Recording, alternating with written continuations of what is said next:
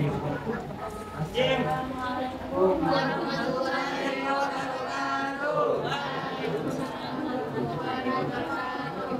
dari kelompok 4 ingin menampilkan sebuah drama, kemudian mempertanyakan peruntungan di media sosial.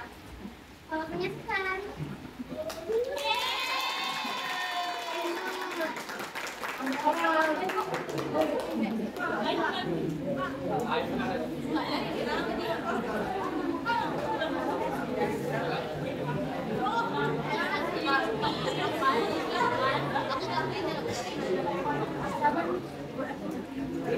Rido adalah seorang remaja berusia 17 tahun yang tampak sempurna di mata orang-orang di sekitarnya. Sebagai selebgram dengan ribuan pengikut, ia sering membagikan momen-momen hidupnya yang menarik perhatian banyak orang.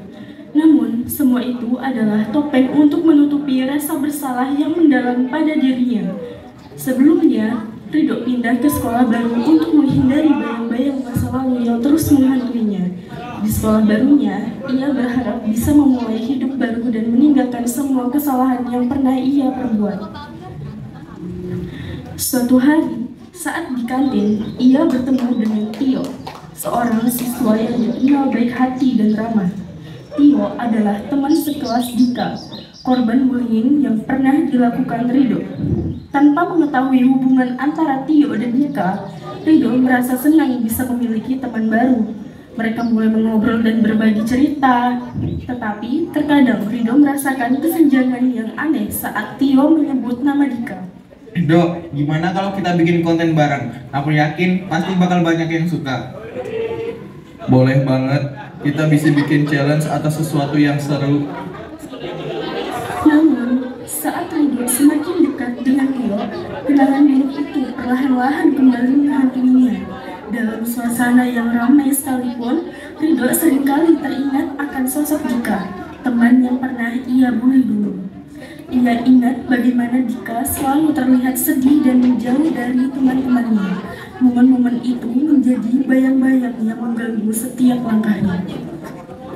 Pada suatu sore, Rido melihat Tio sedang menatap layar ponselnya dengan raut wajah yang tampak serius. Rido merasa ada yang tidak beres. Tio, kamu kenapa? Serius amat kayaknya. Kamu benar-benar nggak ingat ya? Atau pura-pura lupa? Kamu pikir semua orang udah lupa sama apa yang kamu lakuin sama Dika? Maksud kamu apa, ha? Aku udah minta maaf sama Dika dulu. Alah, permintaan maaf kamu itu cuma omong kosong, Dok. Dika masih berjuang melawan itu semua. Dan kamu cuma terus hidup dalam kebohongan. Ini dia, semua orang harus tahu siapa dirimu yang sebenarnya. Rido terhenyak. Video itu langsung viral dalam sekejap. Reputasinya hancur. Para pengikutnya mulai membanjiri kolom komentar dengan kebencian dan hujatan. Rido tidak tahu harus berbuat apa. Teman-teman lama menjauhinya dan ia merasa terasingkan. Ah, sial. Kenapa semua ini bisa terjadi? Di sekolah, Rido merasakan tatapan sinis dari teman-teman sekelasnya. Lihat tuh, si tukang bully. Sekarang dia minta maaf, tapi siapa yang percaya? Di sisi lain, Tio merasakan kemenangan saat melihat Rido menerima konsekuensi dari tindakannya. Namun, di dalam hatinya, ia juga merasa sedih. Ia hanya ingin Dika menemukan kedamaian, bukan menghancurkan orang lain. Saat malam tiba, Rido duduk sendirian di kamarnya. Ia melihat kembali video itu dan merasakan penyesalan yang mendalam. Kenapa aku ngelakuin hal sebelum itu sih ketika dulu? Kenapa aku gak pernah sadar kalau apa yang aku lakuin itu udah keterlaluan dan melewati batas? Dika pasti sakit hati. Di sekolah lamanya dulu, Rido mulai mencari Dika. Ia ingin berbicara dengan Dika dan meminta maaf secara langsung. Dika, bisa kita ngobrol sebentar? Aku mau minta maaf tulus dari hati yang paling dalam. Kenapa kamu baru datang sekarang? Setelah semua yang kamu lakukan, bukannya selama ini kamu lebih senang lihat aku menderita? Tapi aku nggak tahu, aku bodoh. Aku hanya ingin semua ini berakhir. Aku minta maaf apapun yang bisa aku lakukan buat memperbaiki semuanya. Perbaiki semua yang kamu bilang.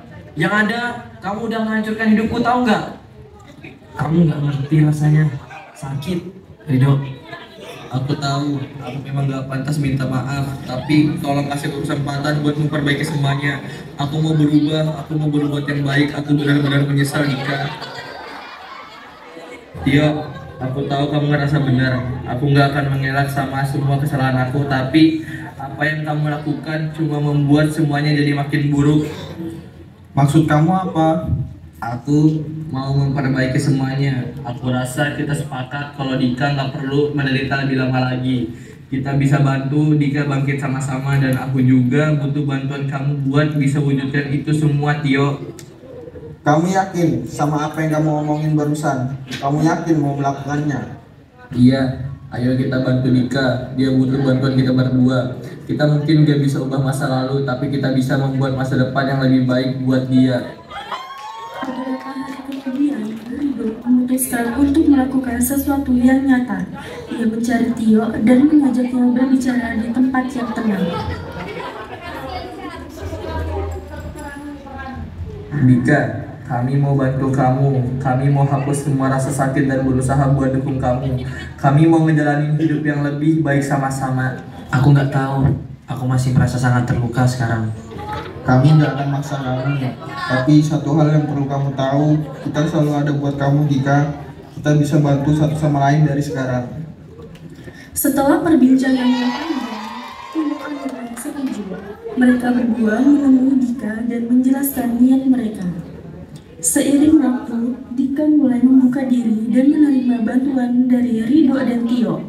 Mereka bertiga mulai menghabiskan waktu bersama, melakukan kegiatan positif, dan membangun kembali kepercayaan di antara mereka.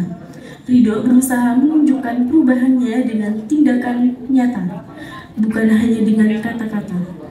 Cerita ini menyampaikan pesan moral tentang pentingnya tanggung jawab atas tindakan kita. Kadang-kadang, kita tidak menyadari betapa dalamnya dampak dari perilaku kita terhadap orang lain. Namun, selalu ada kesempatan untuk memperbaiki kesalahan dan memberikan dukungan kepada mereka yang kita sakiti. Ridho, Tio, dan Dika membuktikan bahwa meski selalu menunjukkan jalan tunjukkan pemenang dari persahabatan sejati selalu terbuka bagi mereka yang ingin bersama. Dengan saling mendukung, mereka bisa menciptakan masa depan yang lebih cerah, tidak hanya bagi diri mereka sendiri, tetapi juga bagi orang lain. Bila kau tak bisa relakan masalahku, lihat wajahmu di layar, dapatlah syukur. Saat engkau berjalan,